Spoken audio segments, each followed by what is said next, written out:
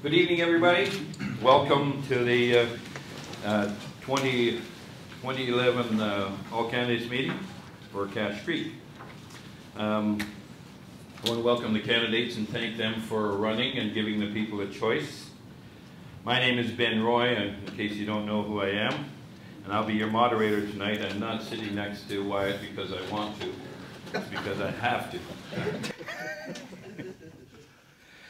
Before we begin, this forum is being recorded on cameras for playback. It'll be edited and then played back on YouTube during the election week, starting next week, once we get it all edited. And the sound system is for the cameras only. It's not for amplifying so that you can hear. So that's why I asked you to move forward so that you can hear the candidates. And we all know the election day is on the 19th and that you mark your X between as many as 4 of these people, no more, although you can go less if you wish. Tonight we'll hear some short speeches from each candidate, beginning with the new candidates first and the incumbents afterwards. And then at the end of the meeting, we'll have their closing speech in reverse order. When you have a question for the candidates, we'd like you to come to the microphone so that the cameras can hear or can record what your question is. Give your name and then ask the question. We'd like to avoid too much preamble. On Monday in Ashcroft, quite often there was people that just had a whole bunch of suggestions on what should be done and they didn't have a question. So I think that if you have suggestions on what you want your elected people to do, talk to them after you've voted them in. Not tonight. All we want is questions and they'll answer them, hopefully to your satisfaction. Address your question to myself so that we can make it easier on these candidates, most of whom are very nervous tonight. So we'll begin with Herb Hoffer, if you'd like to begin with your short speech. Thank you, Ben. Good evening, everyone, and welcome to this meeting. My name is Herb Hofer, and I've lived in Ashcreek for the most part of my life. I was here when we built the community hall on this piece of land that Arthur Park donated to us, one of the pioneers in our area. And I was here when downtown Ashcreek looked like Las Vegas Boulevard. The lights, the action, the people, the traffic, you couldn't make it across the road in those days. But that was then, and this is now. I take a walk downtown today, and what do I see? I see empty buildings, I see empty lots, I see few people, and little traffic. So I ask myself, what happened here? Sure, the Legacy Park is very nice, and the new flower boxes in the summertime look absolutely beautiful. And they're definitely an asset to the appearance of downtown. But the reality is, they do not pay any taxes. Having said that, it's not meant to be a reflection of the performance of previous councils. I'm sure they worked very hard to attract new industries, new business to Ashcreek for many, many years, but to no avail. And this is one of the reasons, in my opinion. The centralization of services to Kamloops, the shift in demographics because of it, the arrival of the Costco's, the Walmarts, the superstores, those are the real reasons for the empty lots and the empty buildings in downtown Ashcreek. They have created what I would call a vacuum cleaner effect that sucked the economic life right out of small towns like Ashcreek. And those are the real reasons, because we are in close proximity to Kamloops. Now, to be very honest here, a vote for me in this election will not resurrect the Oasis shopping plaza anytime soon, and Ashcreek will not become a booming metropolis in a few months just because you vote for me. But what I'm saying is this. I do have the time, the energy, and the experience to be an effective member of council the minute I sit down. I've been on council before and served several terms as the director of the TNRD and was on the hospital board in that capacity. I know how the system works, I know what can be done, I know what cannot be done, and nobody's going to pull any wool over my eyes. To give you one example, during my last term as the director of the TNRD, against all odds, I built a new water system in Wallachine. There was nothing but naysayers wherever you looked, but in the end, I proved them all wrong. I believe I can be an asset to council no matter who else gets elected. And if you feel the same way, I shall appreciate your support on November the 19th. Thank you.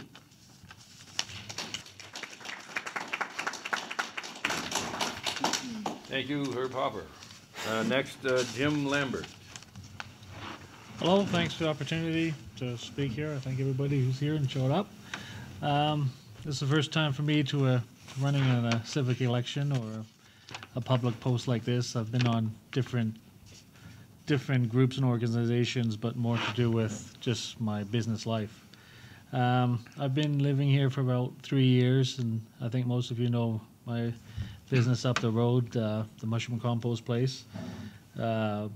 Most of my staff all live in the Ashcreek area, and we currently have about 13 people altogether. It's been a good place to do business, and I look forward to being here for many, many more years and plan to retire here. I think after reading all the little mini autobiographies in the local paper, I think everybody here can agree that we got to maintain our health services and keeping the schools vibrant and full of kids. And really, it comes down to having employment opportunities. Since I've been running business here, it's getting more difficult even to find employees. I mean, I don't pay minimum wage, but it's still a difficult challenge for me, not just because of the smell I create, but just find good qualified people. And right now I have a good staff. I like to keep them there. Recently, I've had 2 people leave to go find greener pastures up north in Alberta. And that's sort of what we're up against, is the opportunity for other places attracting what we have. I think the biggest asset we have from the landfill is the methane gas that currently is being just torched off. I think the legacy there could be really utilized, especially if we diversify of attracting new business, and that's what I would like to do if elected. I think the BTUs and the amount of energy there has huge potential, attracting a diversified amount of different opportunities.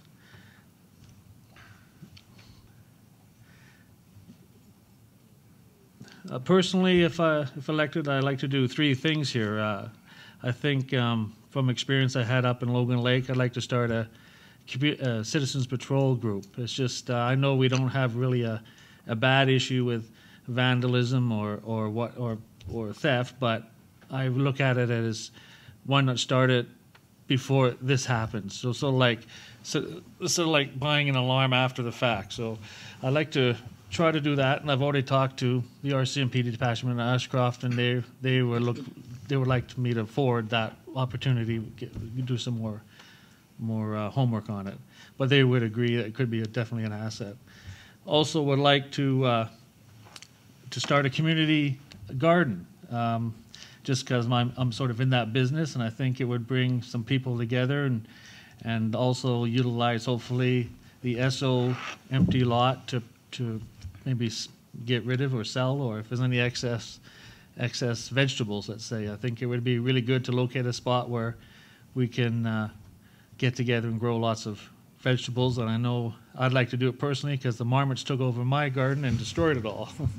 So I like to do that. And one last thing for me would be, I live right on the highway, and I really think to attract people or to keep them here or just to help people make maybe this decision to stay here is, I find it personally, the speed of the traffic, heavy commercial vehicles, and the use of jake brakes and just the general disrespect, I'm calling it, of the people who drive through Ashcreek at a very high speed or rate. And that's just, I know we haven't had many accidents, but I guess because I live there, I see it personally, and that's one thing I'd like to do, is somehow promote the use of signage or just dialogue with different people to try to slow everybody down and smell the nice roses that everybody plants every year.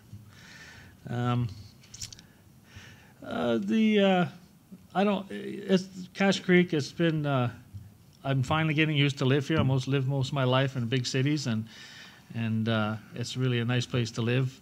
You know, the healthcare, I've had to use it recently a lot in the last couple of years, and I find it very adequate. Probably a lot of people might disagree with me here, but when I lived in Surrey, I didn't even have a family doctor. I mean, I have one here, just because you can't get it. Every visit was in a clinic.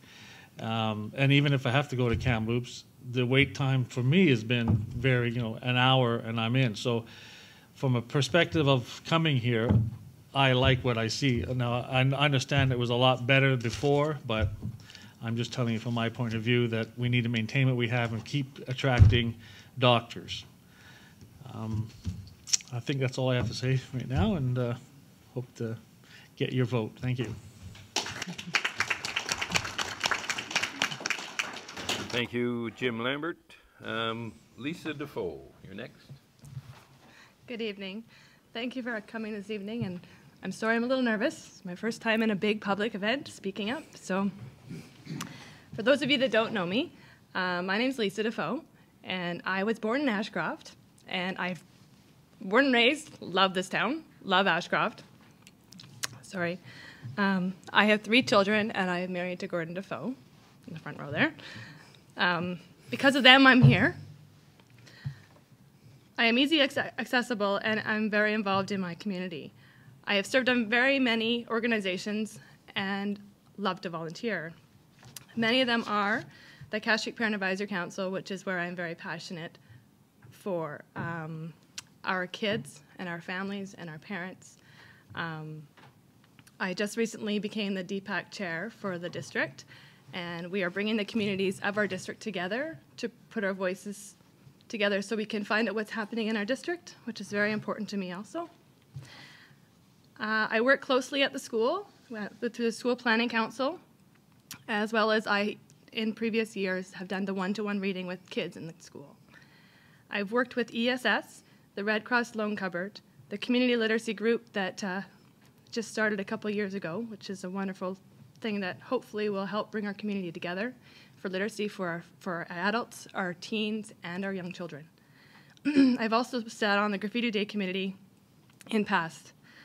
I'm very passionate about 2 also charities, Variety of the Children's Charity for children with disabilities and the Relay for Life. Many of you know my daughter was diagnosed with cancer. So, in honor of them, we raise money every year, and I'm happy to say that we have raised over $10,000 for Variety in the last 5 years, as well as over $3,500 for the Relay for Life for cancer.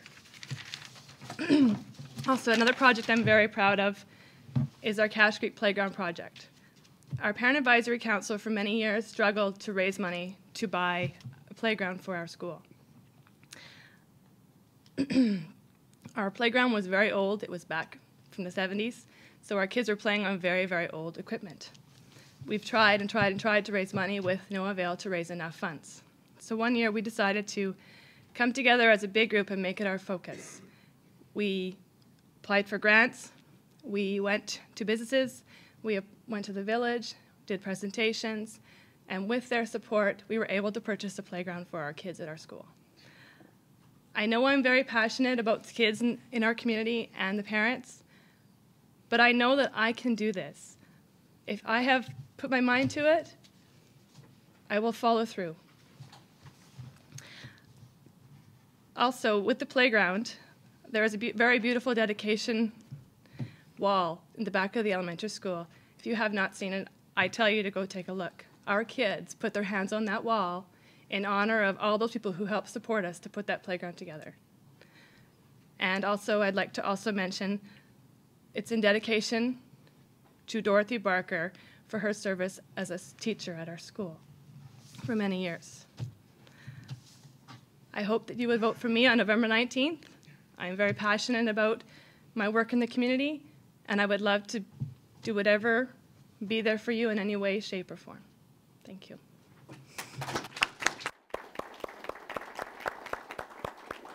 Yeah, that wasn't so hard, was it, Lisa?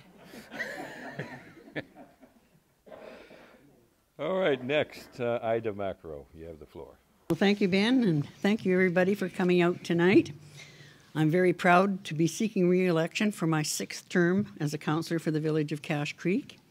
Most of you know I bring a strong background in communications, public relations, and political experience at all levels, and a sound record of dedication and hard work for the past 15 years on your behalf. What you don't know about me is in the brochure, so pick up a brochure and take it with you. I'm sure that you got one in the post office today. I saw a few in the garbage. I enjoy the challenge of campaigning. It gives me an opportunity to get out and learn directly from the people what issues they hold us accountable for. And sometimes we even get to hear some encouraging compliments. Of course, the job cuts at the Cache Creek landfill, resulting in families leaving our communities and lower tonnage being received from Metro Vancouver, is at the top of the list of concerns. But I'm able to give assurance that your mayor and council remains vigilant and optimistic, leaving no stone unturned to ensure that the industry does not disappear. Although the contract with Metro Vancouver is coming to an end, we are surrounded by other communities that will be in need of landfill disposal sites, and we have a state-of-the-art facility right here secured for the next 20 or 25 years. When I reviewed this past term in preparation for tonight, the results that benefited all ages in our community were pretty amazing to me. A 5-year strategic plan initiated in 2009 has been our roadmap, which can point out significant accomplishments, particularly in this past term. And some of the highlights include the $2.2 million water improvement project, which has been completed, necessary to put us into compliance with the strict interior health regulations. The community hall basement project, renovation project, which has been in our books for several years, has now been completed. And it is a beautiful place, a community hall second to none. A major, long-awaited new cemetery has been completed and is a beautiful final resting place for the citizens of this community. A major downtown revitalization took place, resulting in the new Gateway Park, of which we are all very proud, as well as new planters and brickwork along the highways. Council acquired the old Esso property, and a major cleanup was done to make it more attractive. The TNRD purchased the property next to the Royal Bank on which to build a new library in the summer of 2012. The Coverall building has been landscaped and has been put to good use. An airport commission has been established, the land surveyed, and the commission is looking into the extension of the runway and the installation of the GPS approach. The 3 entrance signs have finally been completed and are lighted up by solar lighting. Finally, I said that. In communication efforts, a new user-friendly website has been built. Town hall meetings have been held. A reader board has been installed at the community hall, and space has been developed to house our very own community radio station. This is just part of the list. It is a pretty amazing record of accomplishment, but still there remains so much to be done. At the top of the list is sustainability and job protection and creation. Preservation of the healthcare services that are remaining to us, not only for healthcare, but for the preservation of whatever jobs are still with us. It is interesting to hear that the mayor of Kamloops called their hospital a major economic driver, and he is really concerned about possible losing of any services there. Ours used to be also a major economic development in our communities. Driver, I should say. Local people and services were employed, not brought in from the outside, a major drain on local jobs. We have to stand on guard to make sure nothing further disappears on us. Many of our streets and much of the infrastructure, particularly in the old parts of town, are in serious need of upgrading and in many instances rebuilding, and council needs to bite the bullet. We need to take a much harder look at the transit service, which came into being about 5 or 6 years ago. How cost-effective is it, and how truly well-served are the taxpayers of Cache Creek? How much longer do we keep paying the bill without taking a hard look at what we're paying for? I'm seeking re-election to be part of the council that will be challenged to preserve and build on what we have and continue to find ways to ensure a quality lifestyle and a good future for those of us who live, work, and run businesses here. Let me continue to apply my years of experience and be part of a determined team working on your behalf. Thank you.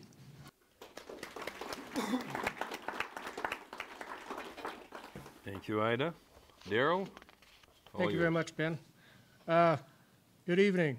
First of all, I'd like to thank the people of Cache Creek for giving me for the privilege of being your elected official for the last 3 years. I'm Darrell Rockcliffe, and I'm running for my second term on council. I was first elected on November 15, 2008.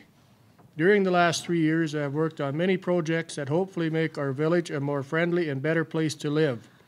Some of the projects that I worked on are the repaving of McLean Drive, relining of the swimming pool and installing solar paddles to heat the pool, which is a significant cost saving to our heating bill for the pool. The new water treatment will be soon online as soon as we get the new pump installed.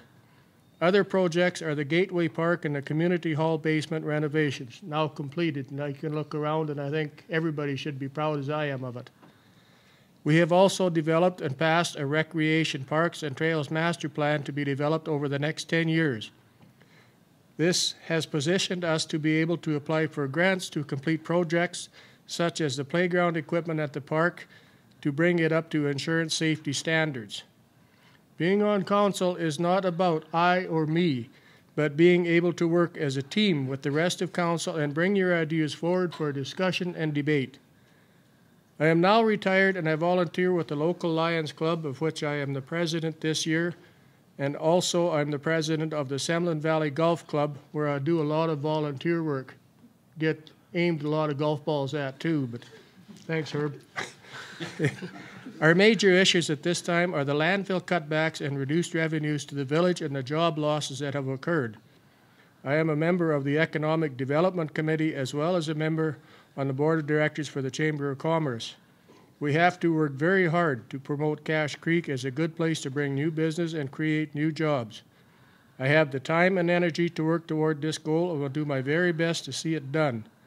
I'm asking you to give me a chance to do the job that I am so passionate and dedicated to doing. Please vote for me, Darrell Rockcliffe, on November 19th. Thank you very much.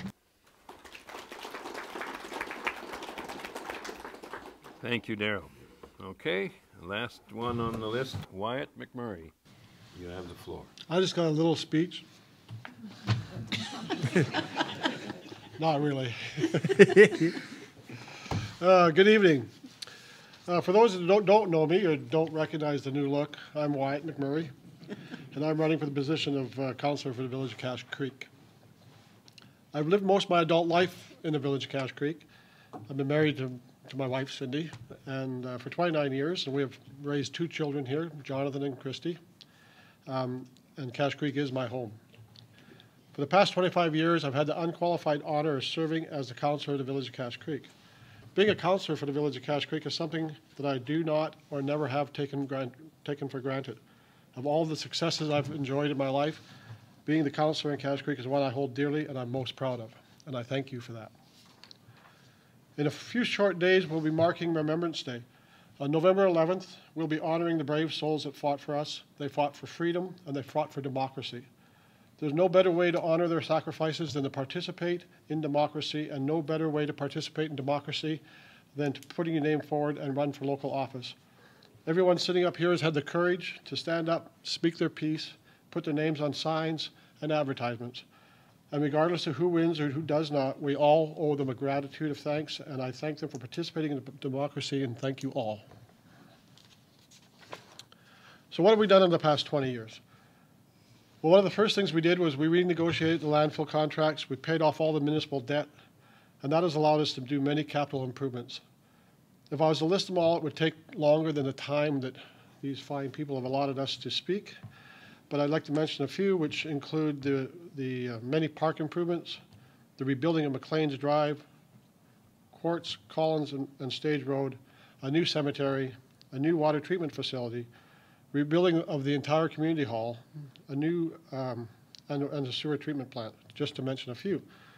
We've contracted a recreation programmer to help our citizens take advantage of our facilities and the improvements that we've made. Over the past 20 years, I've served as the chair of the Finance Committee, and I've fought for and councils have agreed to budget conservatively and honestly. We're always looking into the future. We have a landfill legacy fund in which we invest on an ongoing basis to provide us with additional income and funds for unforeseen events. If the senior governments come out with programs that require investments on our behalf, we have the funds to participate.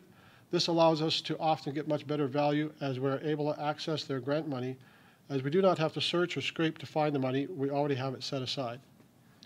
We have set up reserve funds to protect us in the event of equipment failure or for the eventual replacement of all of our equipment or vehicles, whether it's a backhoe, fire truck, or anything in between. We budget conservatively so that when we have events like the reduction in landfill volume like we've seen this year, we've already budgeted for it. So there are no surprises, no huge tax hikes like we've seen happen in some of our neighboring communities. Our financial house is in order. I've also served as the chair of the negotiations committee for the past 20 years, and I bring to it my expertise in contracts and negotiations. We have negotiated and entered into contracts with Metro Vancouver, TNRD, Wastec, Belcorp, the Village of Ashcroft, and our union employees and others. Through these negotiations, we have negotiated hard but fair and ended up with some great partners and some great benefits to the village. So where are we going? Well, we all want economic development. The erosion of small-town British Columbia is the single most important issue we have facing us today. We need good, high-quality jobs that will allow our residents the opportunity to buy houses, have families, populate the schools, and to maintain health care in the region. We have formed an economic development committee in conjunction with the Chamber of Commerce. This committee has met with people such as the mine managers from Ajax, New Gold, and Teck Mines to try and identify opportunities, and they continue to beat the bushes looking for any and all economic development. We lobbied and were successful in having the TNRD purchase one of the empty lots downtown, and they are now in the process of building a new library. We leased the empty lot from Esso, cleaned it up, and opened it up to allow for parking and a farmer's flea market in the weekends in the summer. We worked hard and were successful in getting the annex approved for the landfill, which allowed for additional volume to the existing footprint. We've also worked hard with Belcorp Environmental Services to develop a landfill extension, which as early as tomorrow will be going to the TNRD board for approval of the amendment to the solid waste management plan to allow for the extension. And this amendment enjoys the support of the TNRD Solid Waste Committee. We've started to form an implementation strategy for the utilization options of the landfill gas from the Ashcreek landfill. This has included the conversion of the haul trucks to liquefied natural gas to replace diesel for fuel. This would allow us to use the gas to fuel the trucks, which is one of the options in the strategy. We've accomplished much during the past 20 years, and we have much, much more ahead of us. Jobs, healthcare, and financial control is going to be more important than ever. I want to be here to continue to fight for you on November 19th. Please vote for me, Wyatt McMurray.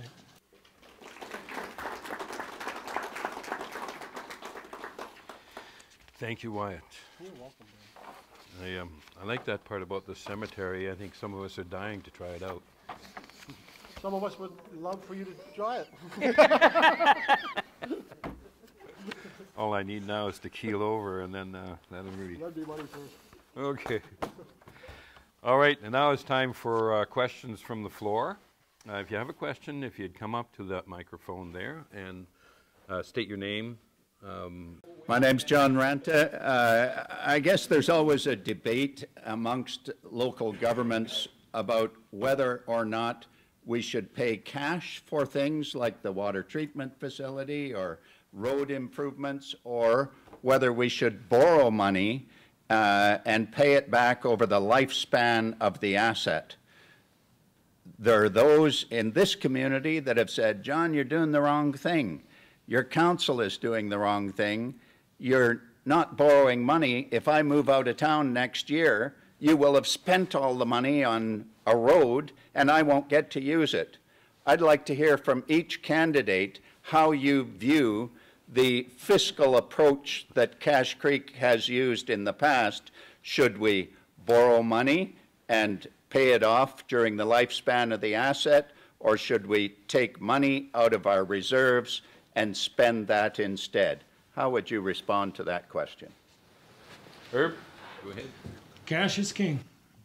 Just look around what's going on over in Greece and Italy and places like that. They're in debt up to their throats and will never get out of it. And it's the only approach. If we can afford to do it, we'll pay for it while we can. And we don't borrow, and we can't pay 20 years from now. Cash is king. That's all. So by cash is king, you mean pay for it if you front. can. Yes, sirree. Okay. Jim, do you have an opinion?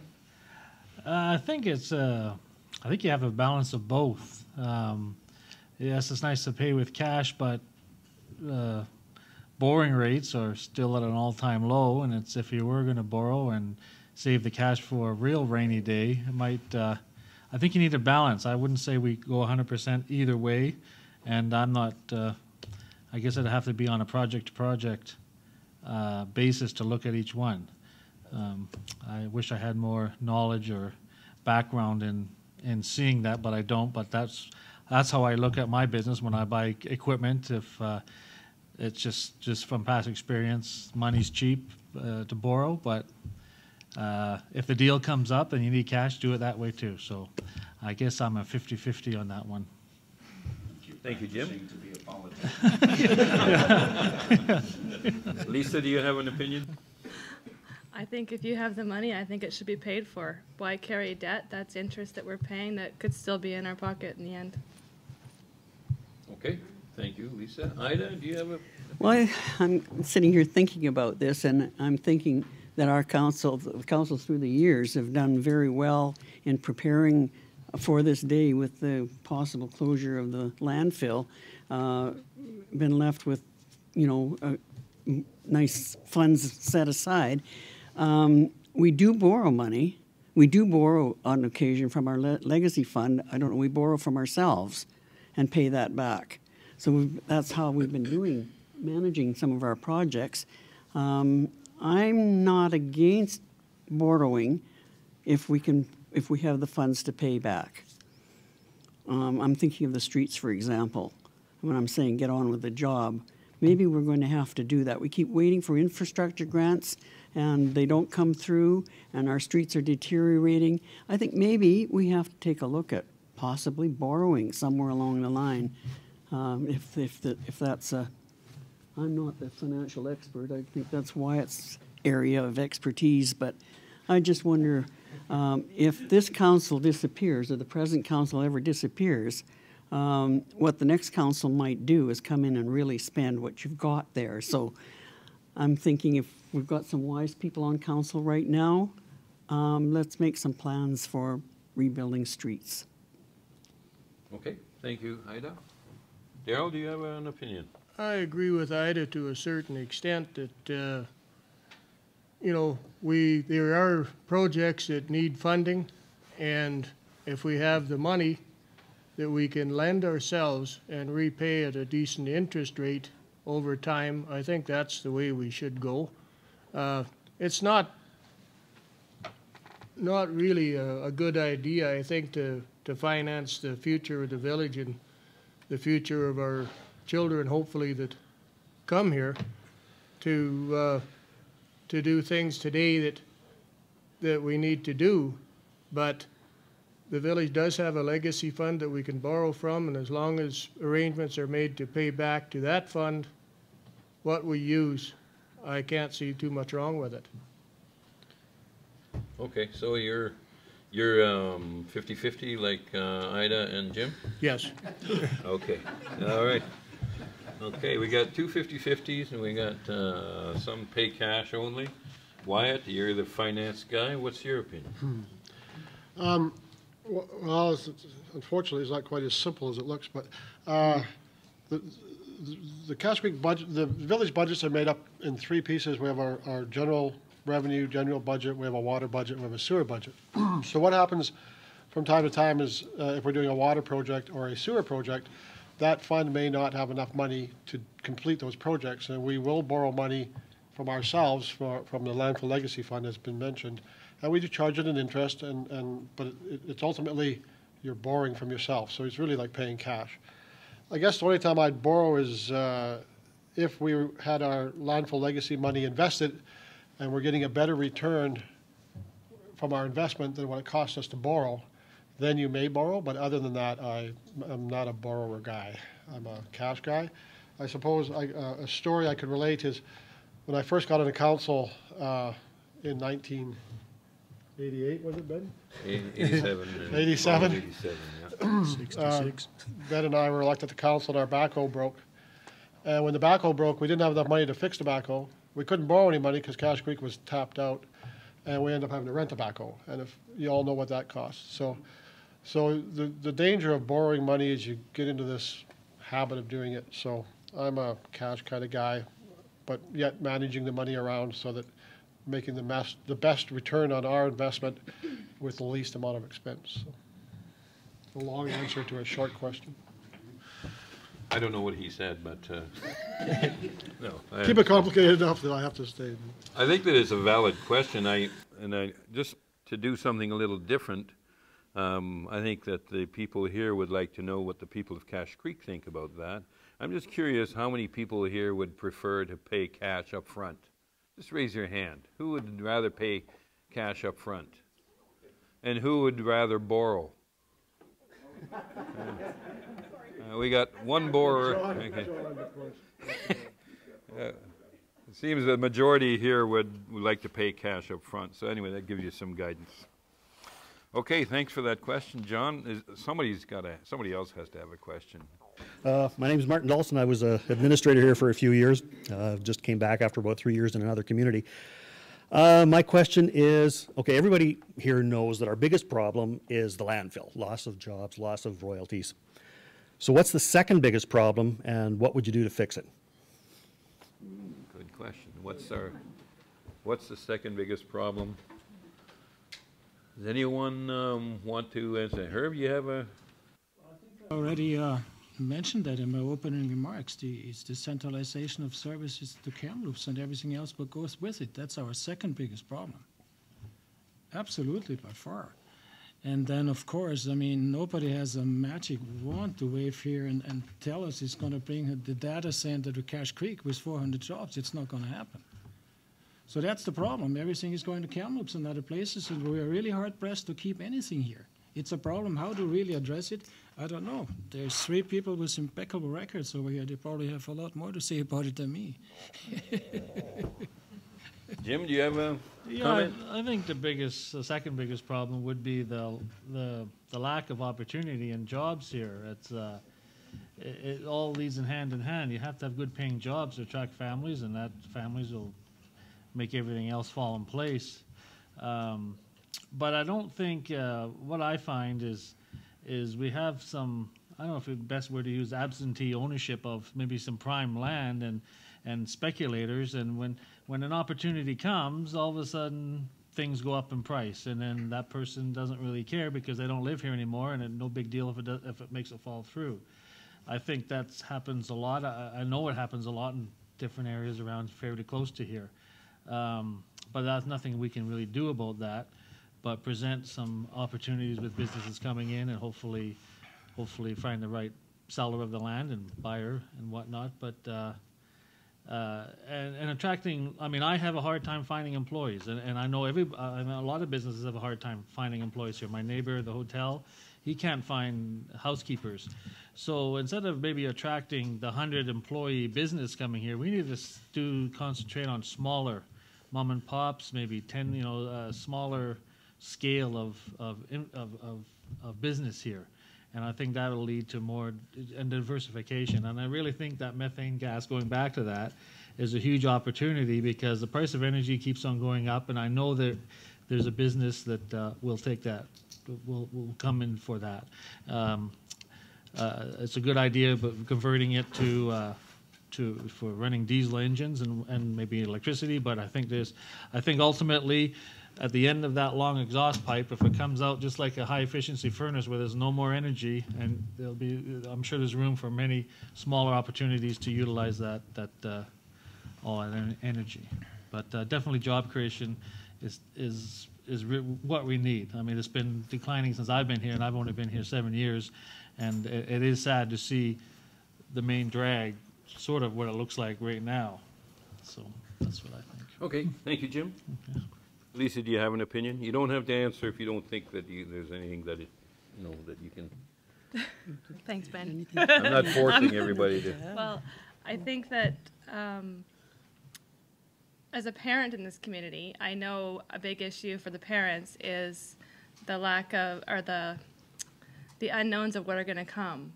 I think for the schools, if we lose the school in our community, whether it's Ashcroft, Cache Creek, throughout the whole district, if we lose a school, it's devastating. I think if we were to lose a school, for instance, if we were to lose Cache Creek, that could be devastating in the future. That, in my mind, is probably another concern other than jobs. that in healthcare. I think if we lose more services at our hospital, Kamloops is getting overpacked with all of us coming over there, not only at Cache Creek, but there's Fences Bridge, there's Logan Lake's heading that way, Barrier, everywhere is heading to Kamloops for healthcare services. But I think personally, I think the next thing, if something were in my mind would happen, is probably the lack of schools. If you don't have a school, you're not going to get families to move here. And if families don't live here, I think it won't sustain our businesses that are here already. Thanks, Lisa. Ida, do you have any opinion? Well, I don't think I can add to what's been said, but certainly jobs is at the top of the list. Jobs and good jobs, industry of some kind. And along with that, our schools, and of course, topping the list is our health care. And like we hear that, that there is good service in Kamloops, but you can't even find a parking spot in Kamloops. So we had a good hospital here when I retired 15 years ago and came into this area.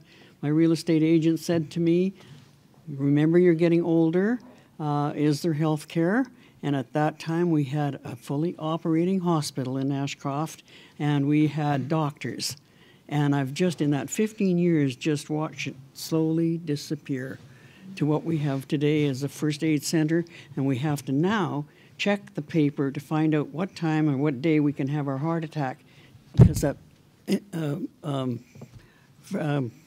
hospital might not be open for us. So I think those are the things, and it starts right out with good jobs, no matter what we talk about. Thank you, Ida.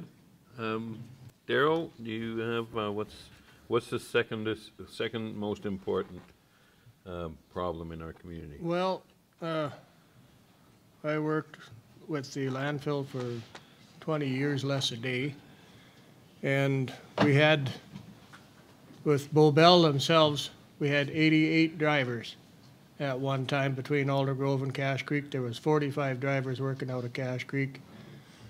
Today there are 2. And all of those jobs paid in the range between $57,000 and $62,000 a year that we're missing here now. We're missing approximately 100 jobs from Waste-Tech that are in the $60,000 to $70,000 to $80,000 a year range. A lot of those people are working up in the Peace River country and elsewhere in Alberta where there's jobs and money to be made. We have to work to try and target some businesses or people that want to move and invest here and try and get our jobs back here where people can live here and work and enjoy the lifestyle that we have now. Our medical facilities are basically non-existent, and it's really hard.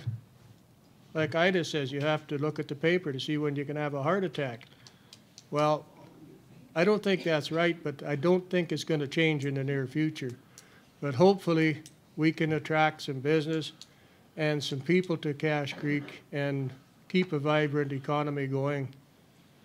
It's just, it's going to take a lot of work, and I'm up to the task to help as much as I can.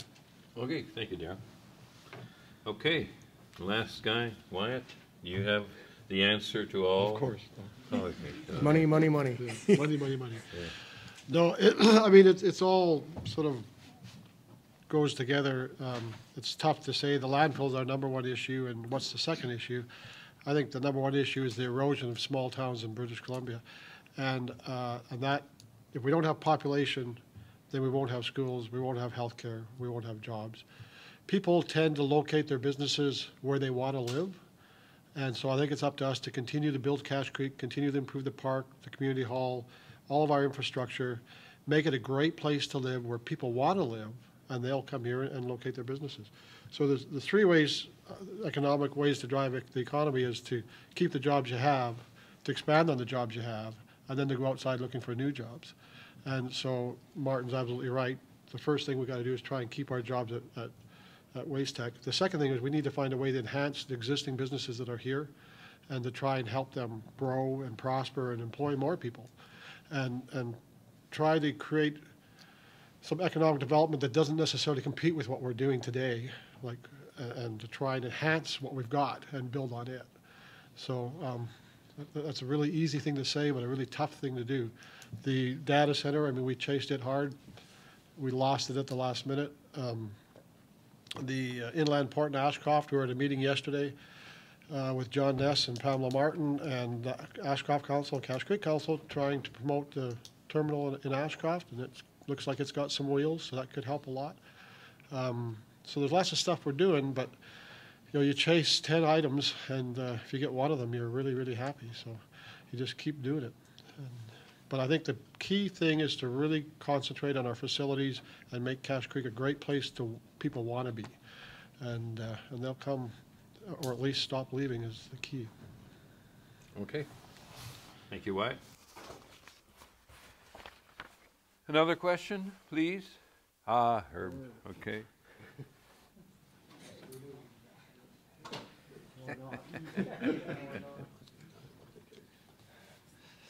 I'm Herb Engelbrecht, and my voice is a little bit suffering from a cold, but anyway, Cache Creek is a beautiful place to live.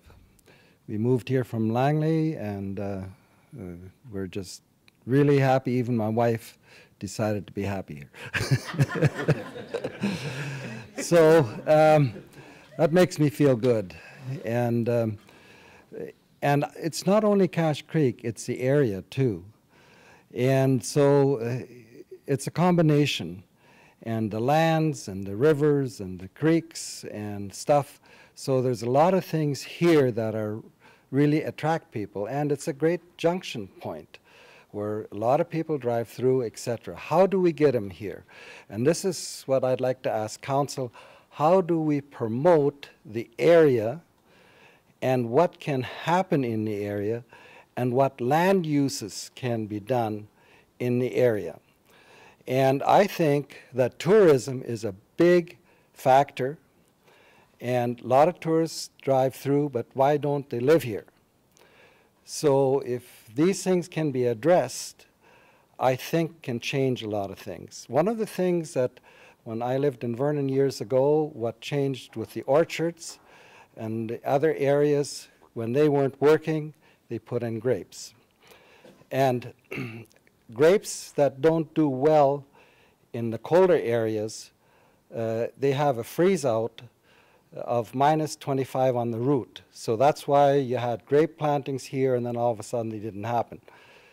I did research in grape plantings that were developed by the University of Minnesota, and the root freeze out is now 36 to 40, -36 to -40 degrees. If we can somehow promote the area for a new industry which is clean, and get people to come here that want to buy land in the surrounding area or even in Cache Creek, and that creates a tourism attraction, in my opinion, and adds another thing that is ongoing. So do you have a question, Herb? Yeah, the question is, how do we promote Cache Creek and the area? Okay. We're going to do this in reverse order, and we're going to put Wyatt on the spot right off the bat. I was just going to, actually, maybe Herb, seeing as you came here from Langley, how did you find us? A good realtor. A good realtor, okay. Says there's land here that you should look at. Yeah, I didn't mean to put Herb on the spot there, but that's exactly it. I mean, that is the chicken and egg. How do you promote Cache Creek to get everybody to come? I mean, events like Graffiti Days are great because you get all these new people come to Cache Creek, and I know when I ran the drag strip for years, people had no idea we had a great park or had a pool or come to the community hall and have an air-conditioned community hall in a little town like Cache Creek. Once we can get them here and get them to look at it, quite often we get them to want to stay. One more thing. Cache Creek is in a cash position. Very few municipalities or villages or cities are in that position. And when I managed to look at the statements and books years ago, man, that says one thing: your taxes won't go out of hand. Okay. Anyway, that's all I have. So how do you promote Cache Creek? I mean, there's, I don't know, I didn't mean to put Herb on the spot there, but that's exactly it. I mean, events like Graffiti Days are great because you get all these new people come to Cache Creek, and I know when I ran the drag strip for years, people had no idea we had a great park or had a pool or come to the community hall and have an air-conditioned community hall in a little town like Cache Creek. Once we can get them here and get them to look at it, quite often we get them to want to stay. So how do you promote Cache Creek? I mean, there's we've struggled with that for years, and we've talked about doing What's Cooking and a few other promotions that people have suggested. And up until now, we haven't found the golden key, and hopefully someone can come up with it, because I'd sure be interested. But outside of just local promotion and continue to beat the bushes, I mean, we could spend money on advertising and such, but how do you find the right group of people? Daryl, do you have an opinion? Not so much as an opinion, but you know, like Wyatt says, it's very hard, and especially for a council, that our hands are tied because we can't really offer a whole bunch of goodies. But it's the people ourselves within the village that have to help, and hopefully if anybody's got any ideas or anything like that, let us know, and at least we can look into it. Wyatt says we can hire people to look into it, but you're going to get a stack of paper that high that says, well, this place might be looking. That we have to target what we need, and right now that's a very elusive subject, is what do we look for and what do we want? Okay, good. Ida, do you? Well, and I don't think it's any secret that everybody knows I've worked very, very hard, as you have done too, Ben, with Gold Country Community Society and in promotion of the tourism industry within our whole area, within the whole area of Gold Country. We have a very successful program going that does bring people into our area. How do we get them to stay here? That's up to the businesses in the community to make themselves attractive, and you know, our gas prices are pretty high. We need to consider our own ways of attracting and keeping the people when they do come to our town.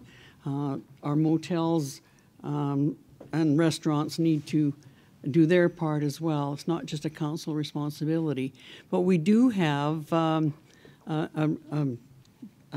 committee set up that has been working since last summer, I believe, an economic development committee, and we meet on a regular basis, and it's a joint chamber and council committee, and we've done a number of things to try and find ways to bring industry, because it has to be industry.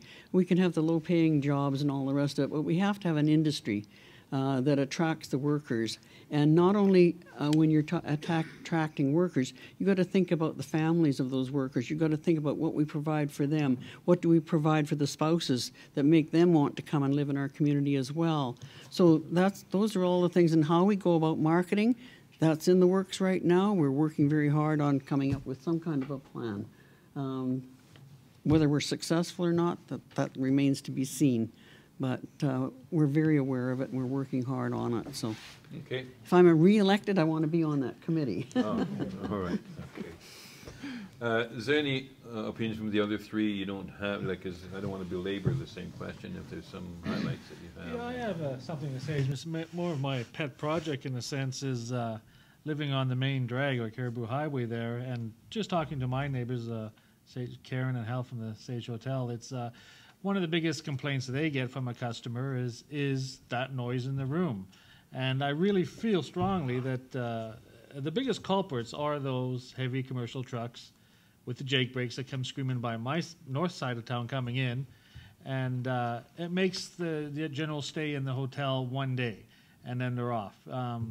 They say it is a big issue, maybe because I'm right there and I know, but just from talking to other people who live close by that. And quite frankly, I think everybody who lives here is used to it. And so we're driving down the highway trying to keep either the guy behind us from coming up on us or keeping up with the guy in front of us, and we don't have time to turn our head to look to see what the beautification people have done with the size of the road and whatnot. I think the Esso and the farmers market would really bring people to slow down and to go in there and to just spend a few minutes. That's one thing. When I grew up as a kid, my parents, we used to come up here this way to get the fruit stands and that on the highway. And now you can go a few on the way up, but it's cheaper to go to Superstore. But the location of that property is so ideal about getting people, because there is a light there, so basically you're gonna have to stop most of the time, and you're gonna maybe pull in there, but I really think some better signages to control the speed and maybe smell the roses a bit as we go through. So that's what I want to concentrate on, and I've understand it's been tried before and whatnot, but maybe I'll bring a new approach on talking to highways, whoever it takes, to try to get people to slow down. I know when the radar people come, the RCMP, they get, it's just unlimited. They have no problem getting speeders. I actually even bought a radar gun, and on any given day, I can guarantee you I can get 120, 130 clicks coming in, no problem, bouncing off the bridge in front of my house. And so I think that's, to me, is a priority for me. Maybe we could start ticketing everybody and keep Well, the there's a money good in the tax communities. revenue, yeah. Out of Yeah, that. that's a good idea. We'll Yeah. generate revenue. I'll Yeah. take that job. Herb? Just one point the gentleman has alluded to. He has moved here from Langley, and I know other people that have moved here from other places like Prince George and God knows where, because it is beautiful here.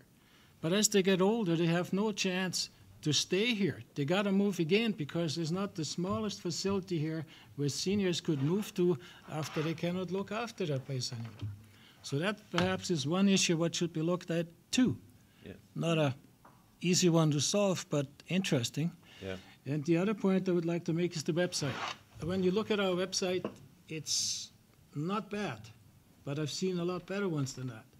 We could perhaps get more interactive features into the website, and maybe more cams from the area around it, not just the village, what could be visited when you're here. Just a thought.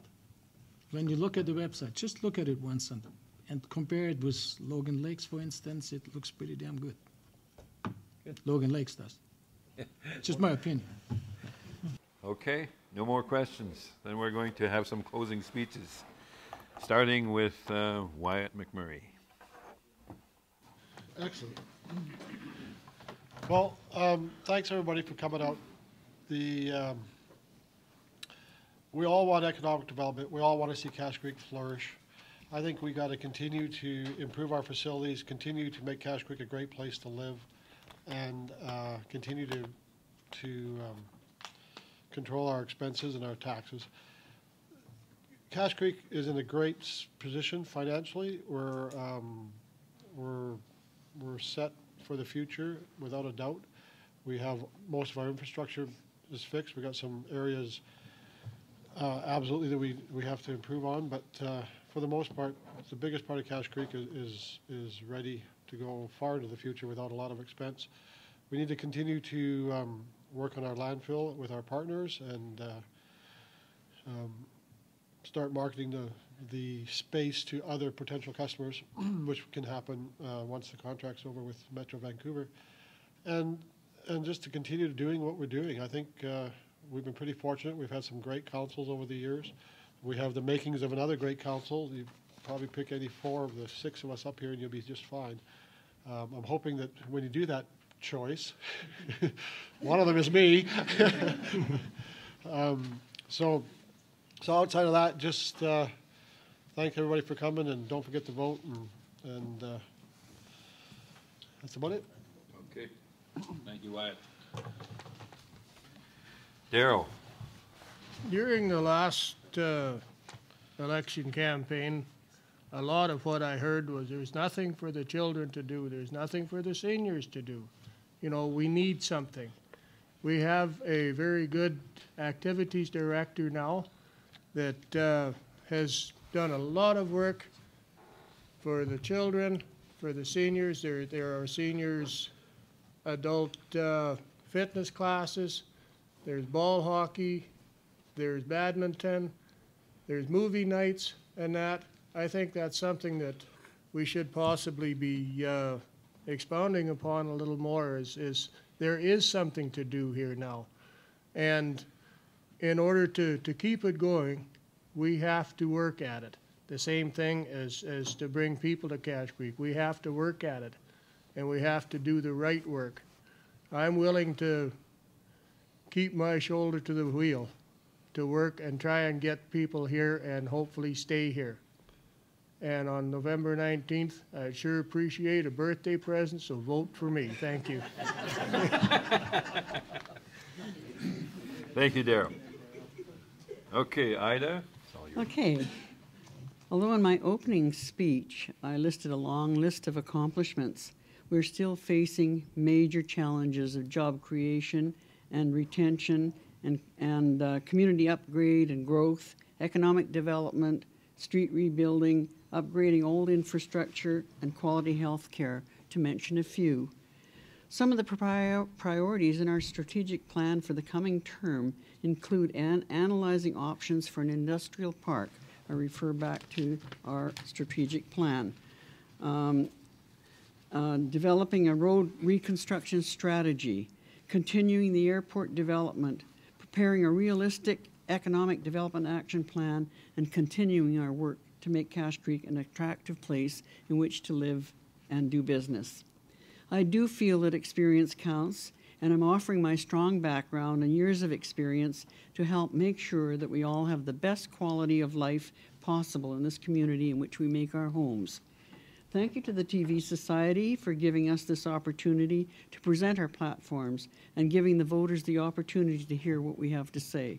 You have 6 candidates from which to choose for the 4 positions on council, and if you choose me to be one of them, I promise to continue to serve with the same energy and dedication that I have done for the past 15 years. Please vote Ida Macro, number 3 on the ballot. Thank you very much. I was number 3 last time, too. As soon as you said Ida Macro, the earth moved.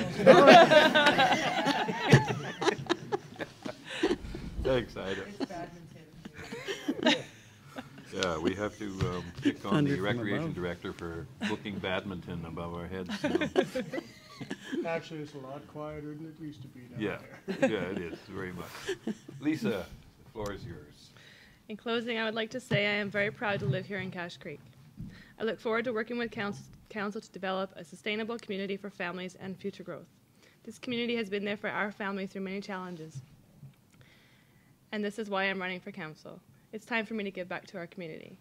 I want to be here to help and support our community to grow and become more beautiful than the one I grew up in, because I want it to be back like it was when I would grow up here. Thank you. Thank you, Lisa. Okay. Jim Lambert. Yeah, I'd like to say I think you can really tell the people on my left have the experience. I can tell from sitting here. I think Lisa and I are kind of overwhelmed from that perspective, but I think everybody on this table, this row here, is capable of doing the job. Regardless of the outcome, I'm going to still do my projects, but it would be better with the supportive community, but I think it's there anyway. So everybody who shows up here, I can see that everybody's, I think it would like to see, I can recognize quite a few faces here, and everybody's on the same page here about what we need. So a vote would be nice, but I'm going to be continuing to do what I can regardless of the outcome. Thank you. Thank you, Jim. And lastly, Herb Hopper. Thank you, Ben. I just got one pet project I would like to mention here, and that is the unsightly premises bylaw from 1991. I just looked it over the other day, and it talks about caterpillars and God knows what else, but there seems to be no teeth in it. And I look at this community hall here and the amounts of money we spent on this, the parking lot, the beautiful fire hall. Everything looks great around here. Then I look across the road here, and I thought it looks like a shanty town in Zimbabwe. There's weeds, there's this dilapidated building that looks so bad. It makes me feel bad driving by next to the community hall. We need to do something about this. I understand that particular owner is an absentee owner, and it's been like that for a long time, and nothing has ever been done about it. And this is one thing I would like to address, and there's more premises like that, not necessarily residential ones, but also commercial ones. I think that needs to be looked at least in my opinion. Other than that, every 3 years you have the opportunity to change things. You can replace people, you can re-elect people, or elect people. So whatever you decide, you have 6 candidates here, but all capable. And I'm sure you're going to make the right decision. I think I can be an asset to Councillor whomever you elect. I can work with anyone. And if you do vote for me, I would appreciate the support. Thank you. Thank you very much, Herb. Okay. Before we go to closure here, there's a couple of questions that have entered my mind that I would like to ask the incumbents. One is to do with the, we hear about the methane gas that's coming out of the landfill. And I know there's been questions, who owns it, and does it belong to us? Does it belong to Metro Vancouver? And is there any plans in the horizon as to what it could be used for? Wyatt, I'll ask you the question. Yes. Okay, thank you very much. The methane gas technically is being produced by the garbage, which is owned by Metro Vancouver.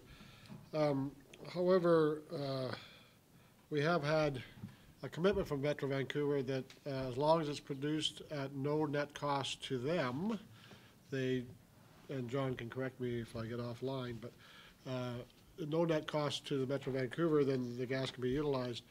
If the gas is taken voluntarily, so in other words, if us and our partners go and extract the gas and find a use for it voluntarily, then we get to use the carbon tax credits from it as well. If the Ministry of Environment makes us do it, then we don't get the carbon credits because it was something we have to do. So that's something we're looking at right away because we'd like to get the carbon credits. The part of the problem is it takes 20 years to start producing any large amounts of methane gas, which we're at that point today. And then you have about a 20-year lifespan of methane gas. So in order to build a facility to have a long-term production of methane gas, you need to have a long-term supply of garbage. So that's sort of a chicken and egg thing. Right now we do have probably 20 years of methane gas, but in order to maintain that, we have to keep the garbage going. So there's a lot of things you can use it for. Unfortunately, to turn it into liquid, we had applied for an ICE grant, or not we, but there was an ICE grant applied for that would help fund a liquefied natural gas plant. They're in the $20 million range, so it's a tough deal to do unless you can get a grant to help you. So right at the moment, the best use looks like reciprocal engines to generate electricity, because that's the cheapest route to go at this point. But we're still working very hard at trying to get the best use of it that will create the most jobs and the best economies for the village. But unfortunately, we don't have $20 million kicking around, so unless we can get some grants and some governments involved, it's probably will be hydroelectricity generating. Okay, thank you. The other question that I have is when the landfill was put in years back, there was creation of a post-closure fund, which is money that is put away for when the landfill would cease to operate, and that's money in case something went wrong. This would be money that would be used to rectify that problem. And I'm just wondering, is there any chance of the village getting its hands on that at some time? First, two-part question. One is, how much money is there? And is there any chance that we could get the interest from it or portions of it, or is that sort of etched in stone where we'd never be able to get our hands on it? Since you're the finance guy, Wyatt, I'm going to put you on the spot and ask you that too. Excellent. Yes, no, and maybe. Oh, I see. There is money there. It is in the provincial government's coffers. It is an account with our name on it. I'm going a little bit by memory, so I could be a little bit out, but the Ministry of Environment or Ministry of Finance may release some funds 20 years after the closure of the landfill. and it may be 10 years, John, if you remember. It's up to the ministry. Right. So, but when all the conversations we've had with them has sort of been in the, it won't be before 10 years for sure. And that is why one of the things we've always tried to do is get the original footprint of the landfill closed and start with the extension, was because we want to get the clock ticking on that landfill money, and that landfill post-closure fund, because the clock won't even start ticking for that 10 to 20 years until we close the site. And then we have to identify what the post-closure costs will be, because those costs come out of that fund. But there should be enough, it should generate more than enough interest to cover all those costs and not affect the fund, and there should actually be quite a surplus left over. So, so there should be some money available to the Village of Cache Creek. It's probably 10 to 20 years out there, and it's going to take lobbying on behalf of the councils of the day. So it's very important that those things don't get lost in the evolution of council, I suspect. But it's very well documented. Okay, so we won't see it for at least a decade. Probably our grandchildren might see some. It's going to be a great legacy for our children and our grandchildren, yes. And how much money is there there? I believe there's a tune of 18. Around 10 or 11 Yeah, million now. but when we get all done, it'll be Okay, 15 good. million. Thank you. Daryl, I yeah. have a slight question to ask. Does that mean we have to keep electing Wyatt for the next 20 years? Yeah. I hate to break this to you, big guy. It's actually in Ben's name, because. Oh. Okay, enough questions. All right. That the Ashcreek TV Society is recording tonight's meeting, and we'll be putting it together in a form in a package to go on YouTube over next week, as I mentioned at the beginning of the meeting. Just stay tuned on the radio station, I think is probably where we'll get the address. Or do you have the address yet for, no, okay. We'll be able to provide you with an address to where to go for, go to on the internet to find out how you can watch this fantastic meeting with all these fantastic, yeah? Oh, okay. You can look us up on Facebook, and you'll find the address there? Okay. When it's posted. Somewhere within the next year. No. No, the address will be on Facebook. Okay. All right. As well, we were hoping to have live coverage of the election results on television on election day, but we are missing one critical piece of equipment that is on back order, and it looks like we won't get it in time. If we do, we'll let the public know, and then we will go on live on the internet and on television and on cable channel 2.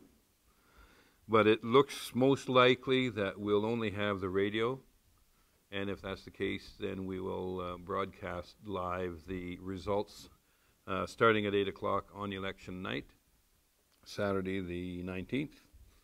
And at that time, we're asking all of the candidates to participate by coming to the radio station and giving the consolation speech or their thank you or whatever that might be. Election night or election day is on the 19th, and you can mark your X on as many as 4 of the candidates that you see here tonight. And those of you who cannot vote on election day, you can cast your vote in an advance poll at the village office. See the village office for the times, I believe. Is it Monday to Friday? Okay, and I think it's on till until 8 o'clock tonight, which is 19 minutes ago, so you can't vote today. Okay, Monday to Friday. So I want to thank all the candidates here for coming here tonight and for running in the election, and wish you all good luck. And on behalf of the Ashcreek TV Society,